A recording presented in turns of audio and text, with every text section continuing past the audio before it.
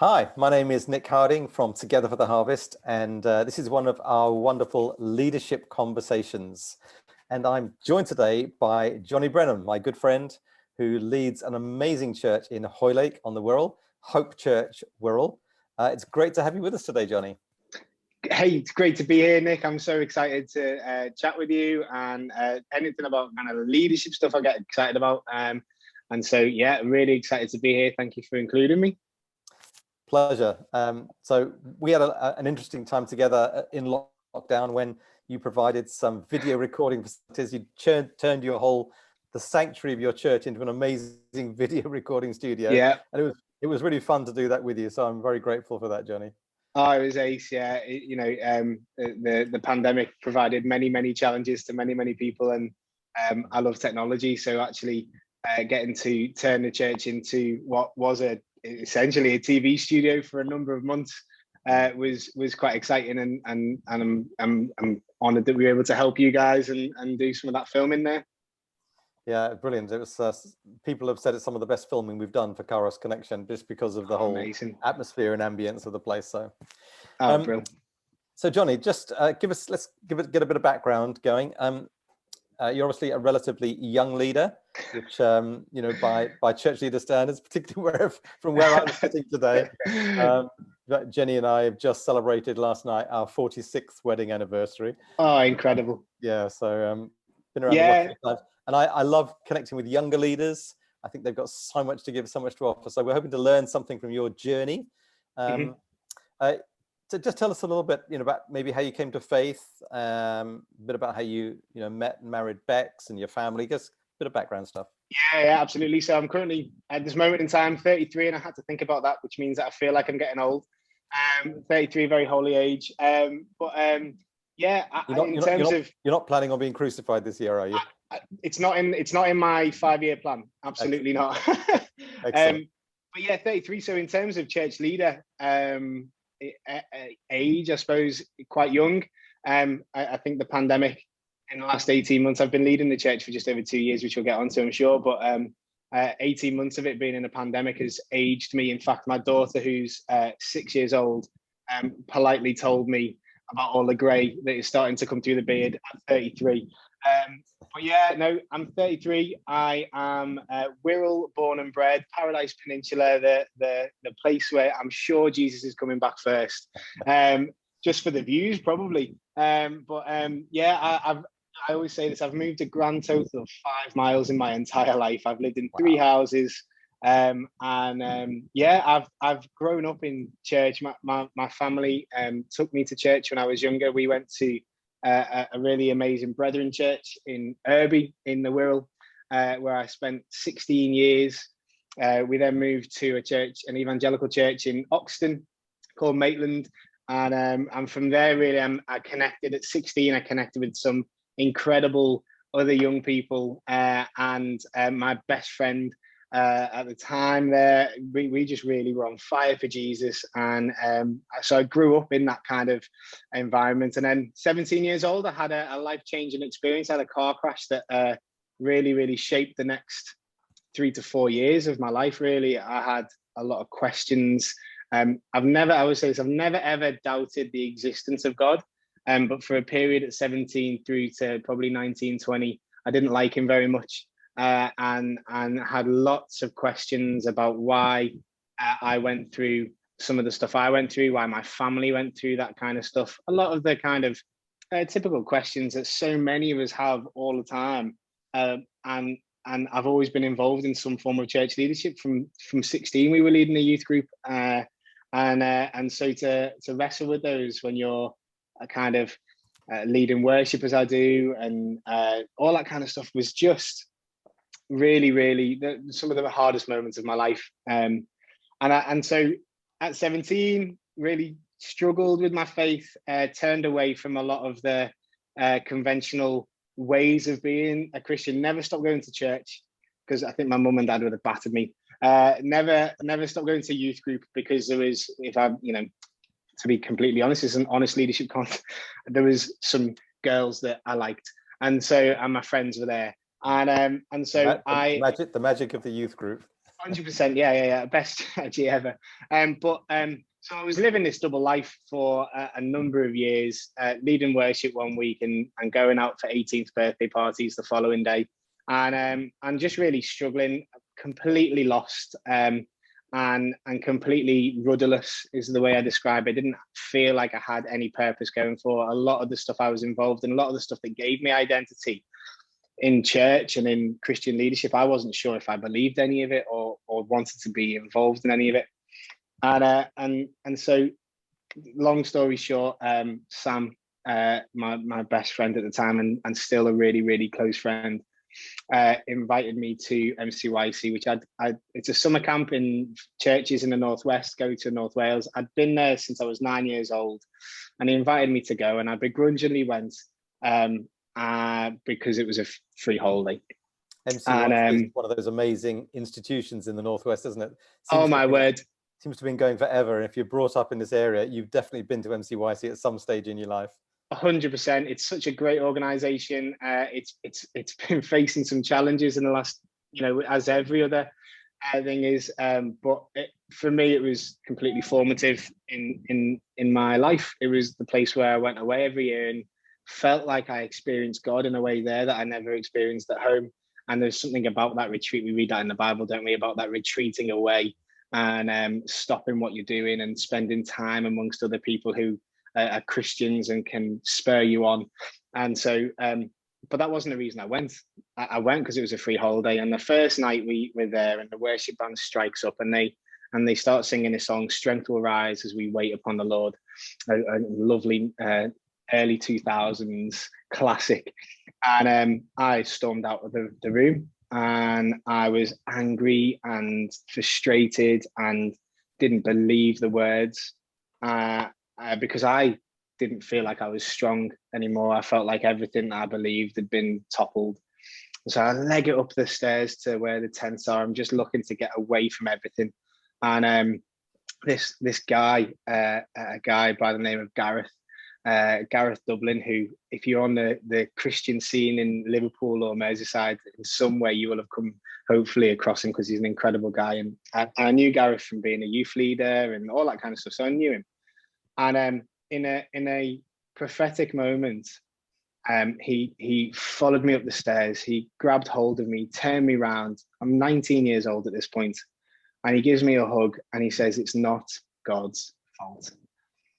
And I hadn't had any conversation with him prior to that. I hadn't told him how I was feeling. I hadn't told him anything like that. And we chatted for a long time that night. And I made a commitment to him more than anything at that point, because I was a bit weirded out about how all this came about. And I hadn't grown up in a church where the gifts of the Spirit had been really encouraged. And so this propheticness was quite eye-opening. And so I said to him, I made a commitment to him, and I said, I'll go into the week open-minded. I'll go into the sessions not being angry at God. I'll go in asking those questions. I'll pray. I'll go through everything. I'll do whatever I have to do to get through the week, because I was now intrigued. And it reminds me of that phrase, Jonny, that one word from God and everything changes.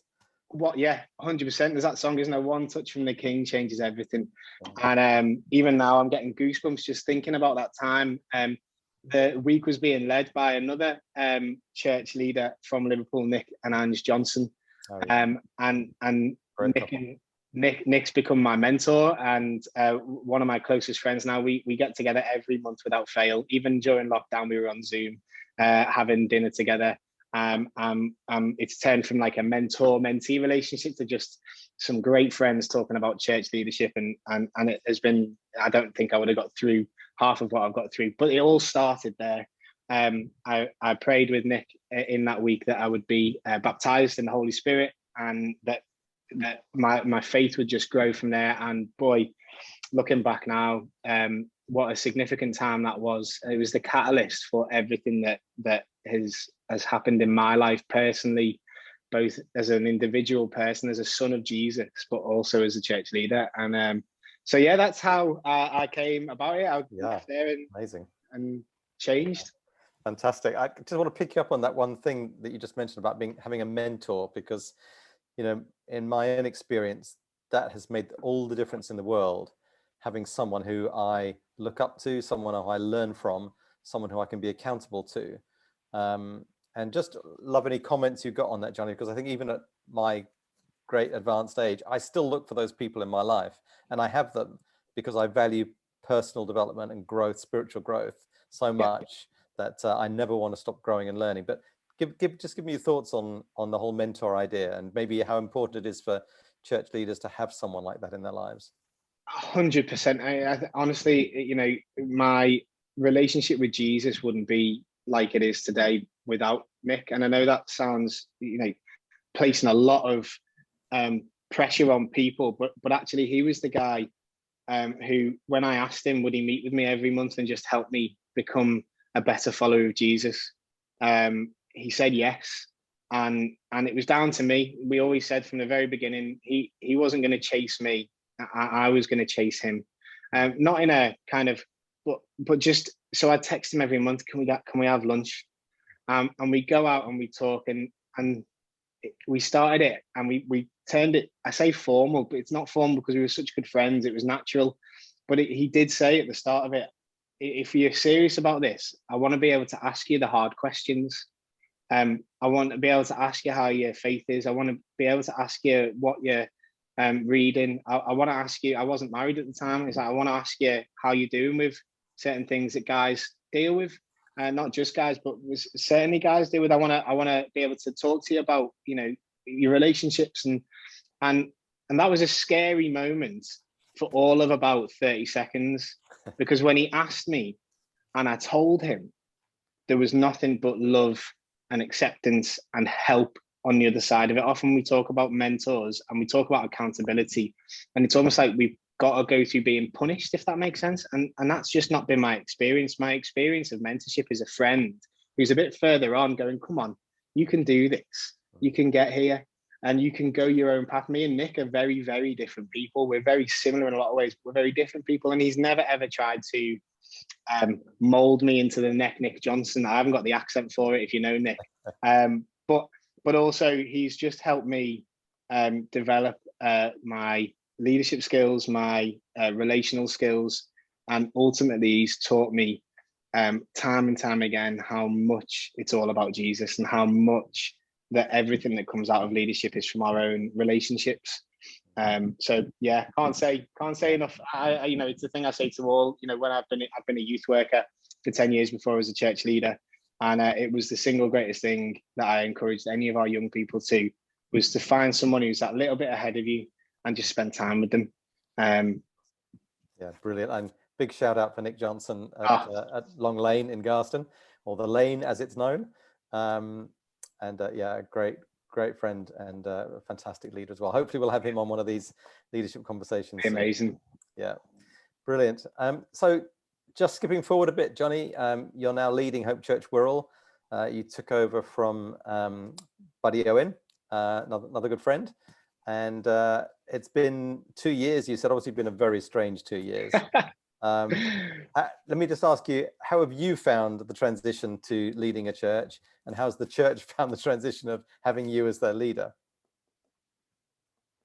Yeah, I think the transition has been a really great one in a lot of ways. The phrase "standing on the shoulders of giants" is really poignant here. I had a great predecessor in Buddy, who the story of Hope Church is so exciting, and it used to be called Hoylake Chapel, so I've actually been at the church for nearly 10 years now, 9 years. 2012 we moved when I got married, and we joined the church. I was able to lead worship and help push the kind of, we were trying to reach 20 to 40s. That was a real big push.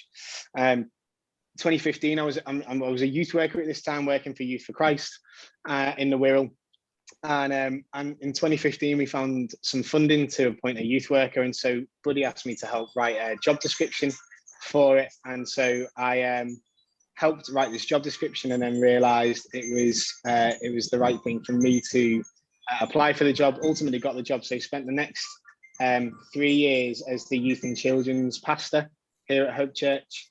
In 2018, started to become the associate pastor with responsibilities for youth and children's, and I guess we were moving more towards communications and wider communications and community work. And then over the period between kind of late 2018, 2019, Buddy moved on, and the church asked me to if I would be interested in stepping up to lead the church. And so, yeah, wow, the transition's been an interesting one. It's been the right one. It's felt so natural. This church is an incredible collection of people who have helped. Obviously, there was a form of continuity there because I was very visible and vocal and part of the two-person staff team at that time. And so, yeah, it's been great. It's been an interesting change from my mindset from just youth and children's work to working with adults and working with a whole kind of strategic and spiritual vision, and leadership has been a real change. And then you throw into the mix nearly kind of 8 months into leading the church, a global pandemic that shut us all down in the building anyway. So yeah, it's been not without its challenges, but I've never ever felt completely out of my depth. I've definitely felt out of my depth, but never felt completely like I'm drowning. And that's, again, huge number of reasons. Previous leadership, church family as it is now. It's been a real honor, and I'm grateful to have the opportunity, really, I suppose is the honest answer. Brilliant. And I have to say, Jonny, I don't think I know a church leader who hasn't felt out of their depth at some time, especially during COVID and lockdown. But you know, if someone's never felt out of their depth, they probably aren't taking enough risks. Oh, 100%. Yeah, absolutely. If it doesn't scare you, it's not big enough in my, my profoundness. Yeah, absolutely. So you're married to Bex. You've got some children? Yeah, two kids. Yeah, so I got married to Bex in 2012. We met when we were 9 years old at the infamous, as we've already talked about, MCYC. Yeah. We had been friends all the way through youth group. We had both been in some relationships, but we were always really close. In fact, I think there's a receipt that we've got somewhere, almost 3 years before we even got together, where we went on what you would now describe as a date. But at the time we didn't describe it as that, and it really wasn't. But yeah, we started to spend more time together, realized that we actually had some feelings for each other, took the plunge in 2010 together, and started dating, got engaged in 2011 and then married in 2012. And it's been an incredible journey. We have two kids, Martha, who is 6 years old and is just, she's beautiful. She's hilarious. She's energetic. And now we have Dan, or Dan, as everyone calls him. Dan is 2, and he is a handful. He's a brilliant. I love him to bits, but yeah, he's at that terrible 2's age with an older sister. And we're just navigating young children, and we both work. Bex is a nursery nurse. And is part of the management team at her nursery, so she's kind of got it full on there. She worked the entire way through the pandemic, didn't take any furlough, and so yeah, we're just navigating all of that kind of stuff at the moment, which is fun. Wow, amazing! Yeah, there's nothing quite so sanctifying as marriage and having children, is there? Oh yeah, I mean, everyone says, it's the honor of my life, and I remember some of the best leadership advice I've always had is, you're a leader at home first before you're a leader anywhere else, and that's been a challenge to me, if I'm completely honest, and it's been times when it's been really difficult, and there's times when, to be blunt, it's felt like being a dad at home has got in the way of leading a church. Yeah. And that is a huge pressure, and we don't talk about that enough as church leaders, I don't think. And certainly the saying it is one thing. I would suggest we all know that that's a really key thing. Living that takes a lot of work, and I'm nowhere near there yet, but I am constantly trying. And you've obviously set your trajectory for that, which is fantastic, Jonny. I totally respect that. Couldn't agree with you more. And you've talked about navigating, and you're obviously navigating through COVID and lockdown. What are you hoping for as you come out of lockdown? Yeah, wow. I was talking about this with our team earlier on today, we had that moment at the start of the pandemic in March 2020. I don't know if you remember. There was just this togetherness, wasn't there? There was we were all kind of we were all in it, and everyone was. I got to know some of my neighbours better in that time when we couldn't actually see our neighbours than I had done the entire time we'd lived there, the 5 years previous. And so there was togetherness. I know from our church point of view that we were just able to really support people in a way that we'd never been able to support people in just some simple ways. And as it's progressed and as it's gone on, you see the society fracturing a little bit, let's call it that, and different opinions and different priorities and everyone is dealing with this in some way.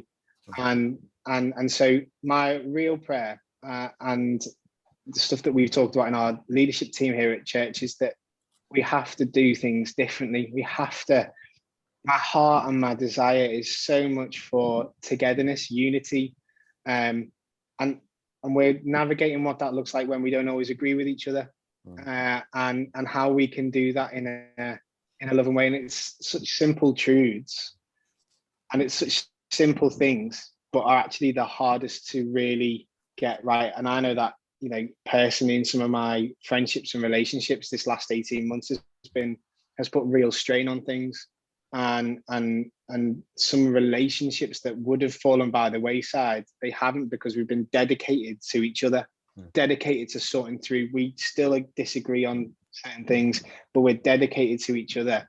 And that has meant we've been able to talk and we've been able to work stuff out. We still disagree, but we still love each other. And I think Rick Warren says that quote, the two lies that we've told ourselves is that if we disagree with someone, we hate them. And I can't remember the other one, which is really frustrating, but it's good. If you go and Google it, Rick Warren, things that we disagree on. It's just, honestly, I think the response we've had from our community, I'm sure we'll talk about it at some point. We were involved in the height of the pandemic with supporting 120 asylum seekers who were in a hotel 100 yards away from the church. And the unity that we saw from gathering people and churches around a common goal was like nothing I've ever seen this side of heaven. And I don't think I will. And I'm just desperate for more of that. I'm desperate for the church to come together, to love one another, to really impact things in our community here. Can I just interrupt you there for a moment, Jonny? Because I think what you're raising is for me, a really important point. And I think it's at the heart of really what Together for the Harvest is all about, which is, reaching every man, woman and child with the good news of Jesus, and seeing our places, our towns, our cities, transformed by the gospel. Yeah.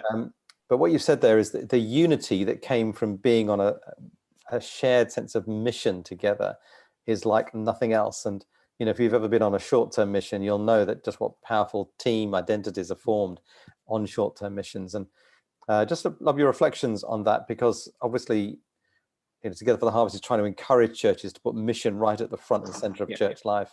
But actually, the spin-off of doing that is massive in terms of pulling the church together around a common focus, a common and shared goals. And so that was a great example you gave there. Any other thoughts along those lines? I think my whole time in ministry, whether I was a youth worker for Youth for Christ, one of my main roles at Youth for Christ was to deliver schools work in school. And I worked out really quickly that one guy or a team going into a school to deliver RE lessons was having a really great impact. But what actually really changed things was when we introduced a local church into that equation. And the life change that we saw through that was, again, incredible. And from there, later on in my Youth for Christ time, we piloted a project which was called Fusion, which was when a number of churches who were really struggling financially, they couldn't afford a youth worker, but they were desperate to see God move in and through young people. and they didn't know what to do, so they approached us, and in long story short, we got 3 churches, all different denominations, to put some money into a pot, and we worked alongside them to hire a youth worker to work in the area, and the effects of that are still ringing through today now, and that was over 6 years ago now, and so I've seen firsthand, and I know in my life personally what comes when people are together. And we've got to be careful that together doesn't get lost in translation. Like I said with that Rick Warren stuff, the translation of together doesn't necessarily mean that we're all agreed on every single thing. But I was at a leadership conference years ago, and Mickey Gumbel was there. And he said there's so much more that unifies us than that divides us. But we spend as time, Christians, talking about the stuff that divides us more. And so, we've got a Methodist church, we've got an Anglican church, we've got a free evangelical church here. We're a non-denominational church. We've got all of these flavors of churches that are all designed to work together to point people to Jesus. But what that looks like is so different in context. And I guess what we're trying to do here, we saw some fruit, and I think that was the key thing. Because we were working together, we saw the fruit. We saw what happened when the community rallied around some men. We saw some tangible stuff happening. And I think so often we never get to that point with churches for the gospel, because we're worried about what the fruit's going to look like, or whether we'll see the fruit, or whether we'll see. And actually, for me, we've talked about it in our kind of, we're trying to get the clergy all together quite regularly here in Hoylake, which is weird to even describe myself as clergy. It doesn't make sense to me. But we're trying to get us all together to get to know each other, to build friendships, and to hopefully see that fruit. But we don't know what that fruit looks like. I'm a visionary, so I have it in my mind. I can see it, but I've got no idea how God is going to work. And for me, it's not about, like, I love strategy and I love projects and I love all that kind of stuff. But for me, I just want to pray to God, where are you blessing? And how can I get involved in that? And how can I bring some friends in? And God, what are you doing in this area? And how can we get involved? And so often I think we miss that moment. Fantastic. Yeah. And, I love the fact that you're doing that there in Hoylake. Obviously, Together for the Harvest is trying to foster relationships all across the 6 boroughs of the Liverpool City region, sort of unity for the sake of mission.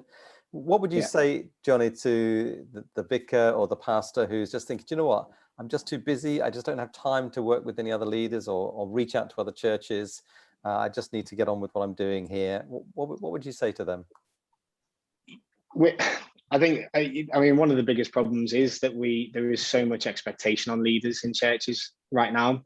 And I speak to leaders regularly, both through the TFH network and through my own networks. And I would say that like a good 80-90% of us are just exhausted of this last 18 months, of the pressures and we run the risk of really burning out, especially in our own private, personal prayer life and relationship with Jesus. I have felt that acutely over this time, the risk of losing our identity as a follower of Jesus, before as a church leader, before as the tech guy who suddenly mastered Zoom and figured out a way to bring people together, which is so good. But actually, before all of that, we are followers of Jesus. And I would say that pre-pandemic, in the Wirral, we have TFH breakfasts, and we talked about transition, didn't we, before, when I was transitioning into the role as the lead pastor here. And again, I talked about that mentor relationship with Nick, the TFH breakfasts, and but more so the connection that came from that. I met church leaders from Wallasey, which is 8 miles away, from Easton, which is 12 miles away, from West Kirby, which is a mile away, and just to see that there's such a strategicness about it, which is amazing. But also within that, just to ask how things are going, and every month without fail, every single leader who I spoke to would ask how I was doing. A lot of them knew I was new into church leadership in the lead pastor role, and so would take an interest the amounts of coffees, because I'm a coffee snob. I mean, I don't know if you can be involved in church leadership without really, I don't know, but I think I went for numerous coffees with church leaders who really took me under their wing and helped me, told me some of the pitfalls I was likely to see as a church leader.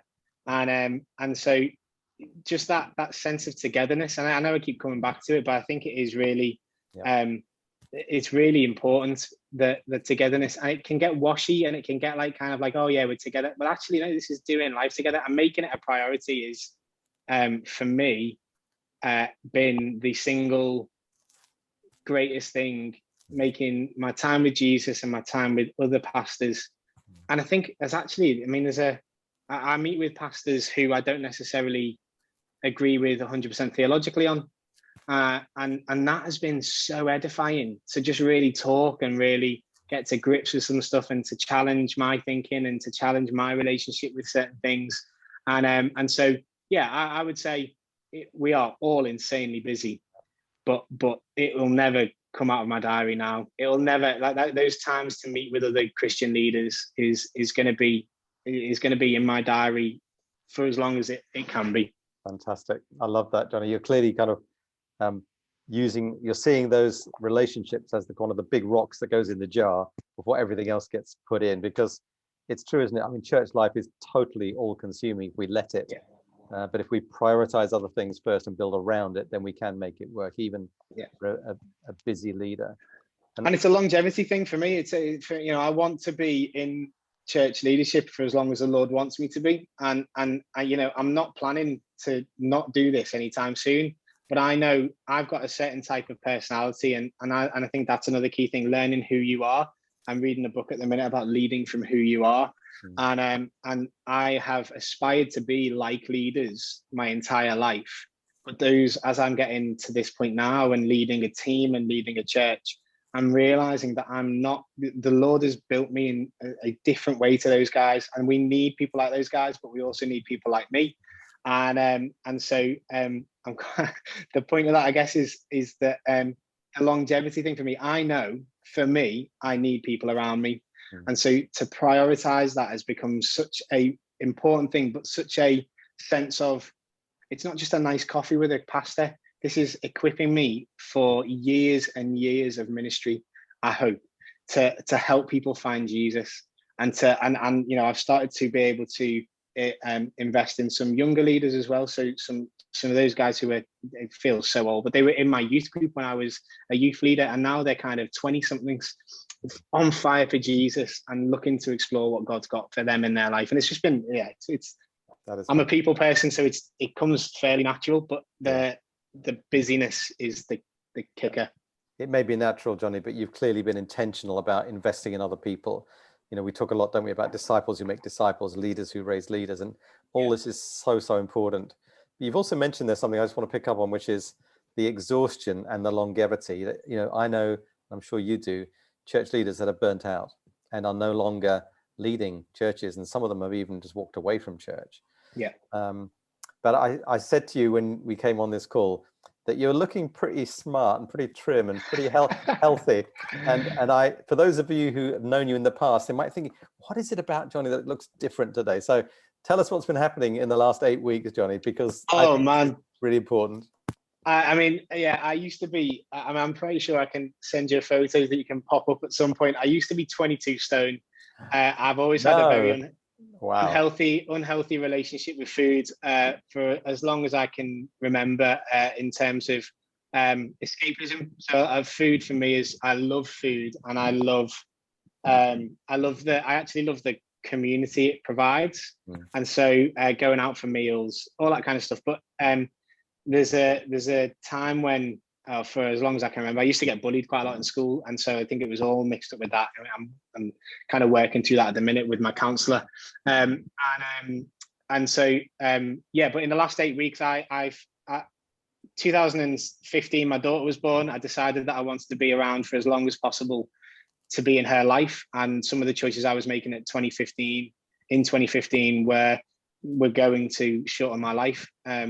And family history of diabetes, and I wasn't doing myself any favors. So again, with the help of a buddy, actually, we were talking about before, I said, buddy, you're in charge of my diet for the next 3 months. I want you to teach me everything. Because we were doing a Daniel plan at church at the time. And I said, I want you to tell me what to do and teach me why I need to eat it. And there was a moment where I think one of my meals was a salmon fillet with a chunky avocado salad. And I remember sitting there and I was making it with Bex and I was like, I am going to be absolutely starving after this because there's no potato, there's no chips, there's no bread, there's no carbs. And I remember eating it and it tasted amazing. It was really good. And I didn't feel full. And there was a light bulb moment. I started to run at that point as well. I ran a mile and signed up. As soon as I finished that mile, it was the first time I'd ever run more than a few paces. I ran a mile. And as soon as I came back from that, I signed up for a half marathon 9 months later. And so 9 months later, I ran the half marathon, 2 hours, 11 minutes, which was incredible. And something, again, this is not like, I'm not one of these guys. I don't do well with willpower. And I'm not one of these guys who sees a goal and just can do it and do it and do it. I struggle a lot. But I was raising money for an incredible charity of a friend who had died from leukemia. And so that was a real thing. And the benefits of I lost a load of weight. So great, I lost a load of weight. I was doing really well. And then again, the problems came in life or whatever happens and the escapism starts again. And so the pandemic was really good in a lot of ways. It got to March 2020. And between March 2020 and the end of April, I lost nearly half a stone, but I was eating whatever I wanted. And now what I realize is I was running like the rest of the population on such adrenaline that my body was burning calories faster than I could put it in because everyone was in this whole, what are we doing? What's going on? I don't understand this. And then because I didn't change the eating habits, I then started to pile weight on again. And it got to January this year and I just needed to make a change and I resisted it and I resisted it. I started playing football again when we were allowed to play in the lockdown. And 8 weeks ago, I signed up with a personal trainer. And again, with the aim of not creating knowledge for myself. And yeah, the result is I changed my diet. I changed the way I think about food. I'm drinking lots of this and it's just been, I feel so much better. But again, it's all part of physical, mental and spiritual health. Like you can't separate one from the other. I genuinely don't believe that. And these are such big issues for us, aren't they, at the moment as we come out of lockdown, out of COVID, so many people struggling with mental health issues, with exhaustion, with disconnection, that we've got to figure out how to put all those elements together in terms of our personal recovery, the recovery of our churches and our communities. So that's really exciting. One of the things, again, a year ago, just to jump in there, a year ago, I started seeing a counsellor and I see a counsellor every 2 weeks. And I really believe nothing happened in my life that quote unquote meant that I needed counselling. But just having someone to talk to about, I'm finding out that there's a lot in my past and a lot in my mind and a lot of my personality that actually needs to work through some stuff. He's a Christian. He prays with me at the end of every session. He's an incredible guy. And the church have been amazing in supporting me through that. But like I said, that's the link, isn't it? It's not just the mental health, starting to sort my mental health out and has lent that my spiritual health has improved, and that has given me the opportunity to improve my physical health. Everything works together. And I think it's massive for everyone who's watching this, church leader or not church leader, to really make that a priority. Make it. Totally, John. I'm so glad you brought the counsellor thing back again, because I thought of that when you first mentioned it, that actually, for older leaders in particular, sometimes the need for a counselor can feel like a weakness, and I shouldn't be weak as a leader. I should be able to figure this out. I've got God in my life. Why do I need a counselor or therapy or whatever you want to call it? And I know for myself, 10 years ago, I desperately needed the help of a counselor, and I got the help I needed. And it was totally life-changing for me and has changed so many things since then. And I just want to sort of echo and give a big amen. I've often say everybody needs a counselor, especially if you're in church leadership, because you're dealing with so many things, and to have somewhere safe you can talk about it, someone who can actually bring that objective view into your life with the skills and insights they have as a counselor, as a therapist, is absolutely brilliant, and God works through them, just as God works through physical medicine. He works through the counselors and the therapists. It's if you were to write down my personality list, I would be the worst candidate for a pastor of a church. I don't do conflict well. I really struggle what people think of me. I've got a really active faith, but I question a lot of things a lot of the time. I'm never really satisfied, and I'm constantly questioning things. And I really, and I go back to the second one, I really don't do well when I feel like people don't like me, or if I feel like I've let someone down, put it that way. And so you put that into a church leadership context, and like 50% of my church probably don't agree with half of the stuff we're doing some of the time. It's an atmosphere, and it's a place that is rife for mental health issues. It's a lethal cocktail, isn't it? It's a lethal massively cocktail. And I was scared, and I know you mentioned older leaders. As a 33-year-old guy, when I approached my senior leadership team to ask if they would support me through the counselling financially, I was scared that they were going to stop me doing the job because they thought I wasn't up to it because I was having issues. That wasn't even like a passing thought. That probably stopped me for a month before I got to the point where I trusted them. I would say it has been up there. You're such a great interviewer, Nick. You found the 3 or 4 things that have impacted me the most in my life, and we're talking about them. But it is up there. Counselling has given me a space outside of everyone who, my wife suffers with anxiety, and for a period of time had acute anxiety, which meant she couldn't work, and she went to see Neil, this counsellor who I see as well, and just it's just I can't. I'm so we never. The problem is we're a year into it, and we're only just delving into it. We're scratching the surface, because there's so much there. Brilliant. Final question, because we need to land this interview. Yes.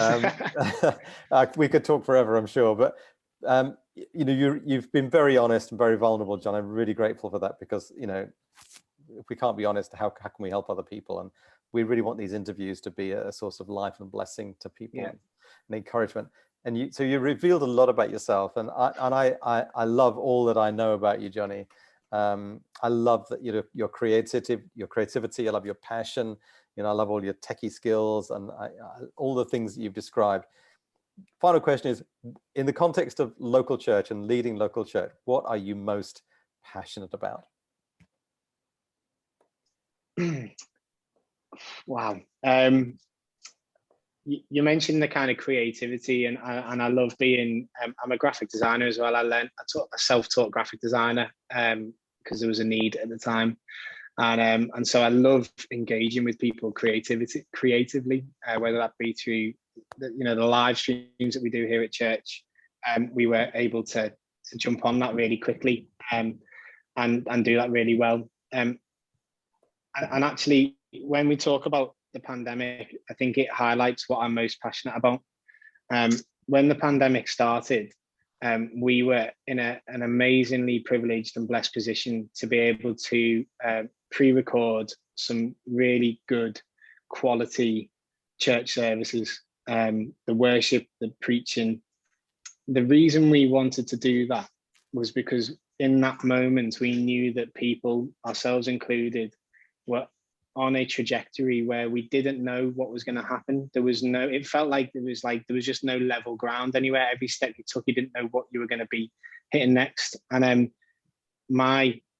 two of my big things were I want to be able to create a church service that grounds people. So it was in the church, you could see the church, we were able to, with the restrictions, do that. It gave people a sense of normality. The worship was how we normally do it. The preaching was as we normally do it. And then from then on, we started to ask the question, how do we create community when we can't create community and we can't gather as community?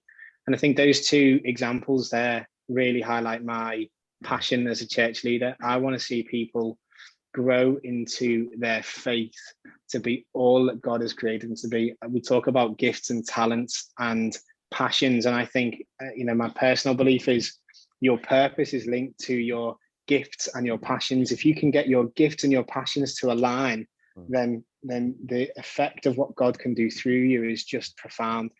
And so that's really what I'm passionate about, seeing people come to know Jesus. We're this is probably another one for another podcast, Nick, but we're about to start a school here in the church. Oh, wow. An alternate provision school. We've teamed up with Transforming Lives for Good charity from Bradford, and we're starting a school because we want to serve our community, but help them find Jesus. Because we know that when you have that one touch from the King that changes everything, your life will never be the same again. And this has been a really helpful reminder to me again, why we do what we do. To start with why, the Simon Sinek stuff is amazing, but the reason is I want to see people be all that God has created them to be, to live a life in all its fullness, and that is with Jesus and their passions and their skills all converging into one, and seeing the world change. Amazing. It's just a small little thing, isn't it, really? Yeah, I love the way you just threw that. Oh, we're just starting a school, by the way. Throwing it in right at the end there. As you all say. The building work's happening at the minute, so it's all a bit, my backdrop isn't as it normally is because there's a door going just there. But well, perhaps we'll have to come back and have a second bite of the cherry sometime. I'd love it, Jonny, if you just like to, would you mind praying for the folks who are listening to this, just a blessing over them? Yeah, absolutely. Lord Jesus, people watching this at various times, at various stages of this pandemic, but various stages of their ministry and their life, God, I want to pray, not that you would bless them, because we know that you already have blessed us, but God, that they would be knowledgeable about your blessing. They would be aware of your presence in their life. God, I pray for the person who's burnt out right now, who's listening to this and struggling and at the end of their tether, and they don't know how to get back from that place. And God, maybe as we've been talking about the community and the people and the different things that we can do as church leaders, God, Holy Spirit, would you prompt them to make that text, to make that phone call, to tell someone they're struggling. And God, as we lead our churches, as we lead our non-profits, as we lead our people, God, help us, as I've just been reminded profoundly by Nick, why we do what we do, why we do this, why we give our lives and give our time and our talents and our passions to see people follow you. Our vision here at Hope Church is to see everyone find hope in Jesus. God, I pray for the person listening to this right now, that they would have a renewed sense of hope in you, that with you, things can change. We might be facing a brick wall, thinking, how is this going to move? But God, we know with you, all things are possible. Help us to follow you. Help us to be close to you. In your amazing name. Amen. Amen. Amen. Thank you so much, Jonny. Jonny, you've been amazing today. You've really shared your heart. You've been very vulnerable, and we're really grateful for that, because that's how we learn. Thank you so much, and bless you for giving us your time today. Thanks for having me, Nick. I've really appreciated it. Okay. God bless. Bye-bye.